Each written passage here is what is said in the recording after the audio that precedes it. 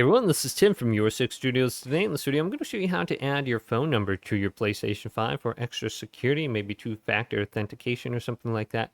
Just go to Settings and then go to Users and Account. And then under Count, we want to wait for this to load and then go on over to Security. And then we can go to Mobile Number. Add your mobile number to use the two-step verification in case you forget your password. And you can just go to Add Mobile Number right here and then just type it in and you'll get a code that pops up on your phone. Just type that code in and you should be able to add your phone number to your account for two-factor authentication. So if you want to use that, otherwise you have the option for passkey. If you use the PlayStation app on your phone, which I like, you just have to hit approve and you can sign in automatically on any of your devices without typing in a password.